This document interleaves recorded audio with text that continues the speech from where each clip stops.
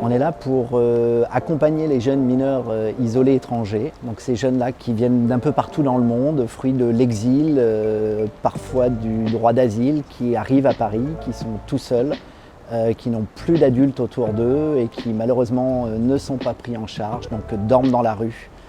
Des associations s'en occupent, ils ont envie d'apprendre, d'aller à l'école et on les aide sur ce long chemin qui doit les conduire vers l'école.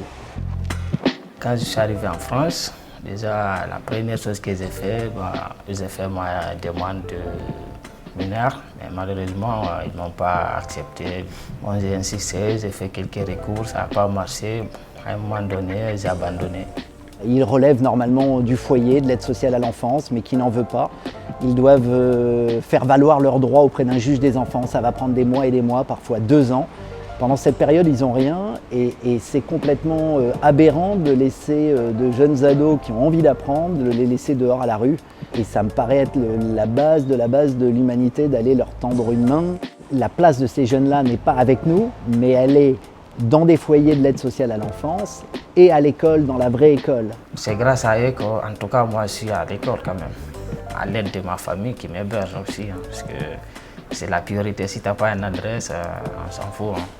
L'école, tu es banni, quoi. J'ai envie d'aller à l'école, comme les autres enfants, tu vois. Moi j'ai l'impression que tu dis ça.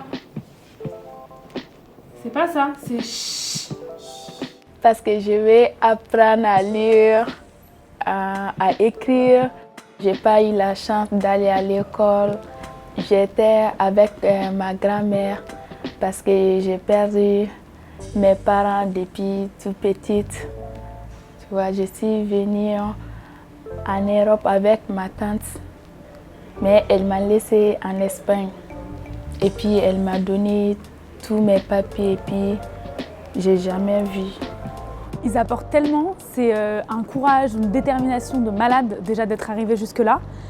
Et même après tout ce trajet, ils perdent jamais espoir, quoi. Ils ont toujours le sourire, ils arrivent au cours, ils te sourient, ils sont toujours contents de te voir. Alors qu'une fois qu'ils sont arrivés, il y en a qui pensent que c'est fini, alors qu'en fait ça fait que commencer.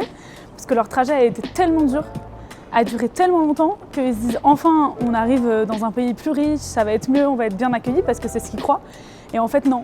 Donc il faut gérer cette fragilité psychologique, mais qui est compensée par une forme de résilience très forte de ces ados-là, qui par ailleurs sont tout à fait normaux et ressemblent à tous les autres enfants. Ah ben maintenant je vais au lycée, je suis dans une classe d'accueil pour apprendre progresser le français. Et aussi mathématiques, géographie, histoire, l'anglais. Yes. Why, you, how, I.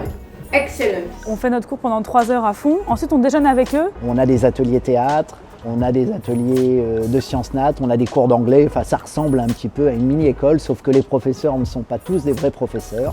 On a des retraités, des jeunes, enfin on a absolument tout type de professions, de gens qui viennent nous donner un coup de main pour aider ces jeunes-là. Actuellement, je suis en première bac pro système numérique. Et ça me plaît. Mon projet, je veux être steward, mais peut-être pas, je sais pas. Ou en fait, j'ai envie de travailler avec transport ou tourisme, parce que j'aime bien voyager. Mon rêve est d'étudier l'art et donner une vie paisible pour ma famille. M'occuper des personnes âgées, je veux faire ça. Comme les gens aussi, ils m'ont aidé. J'aime aussi aider les autres. L'intérêt d'être à Grande Contrôle, c'est déjà de les sortir des quartiers de Paris qu'ils connaissent. La plupart du temps, ils ont dormi dehors à La Chapelle, à Aubervilliers, à Belleville. Et là, on est au centre de Paris avec un mix culturel des fêtes. Et ça, grâce à l'accueil chaleureux qu'on a eu des équipes de Grande Contrôle et puis de la Fondation Ipsos qui nous permet de louer nos locaux ici. Chut, fais pas trop de bruit, il y a des gens qui bossent là. Mais ça commence à 14h, donc vous avez encore un peu de temps. Quand on les met au lycée, ce sont toujours ceux qui réussissent le mieux dans leur classe. on n'a que des super bulletins une fois qu'on arrive à les scolariser.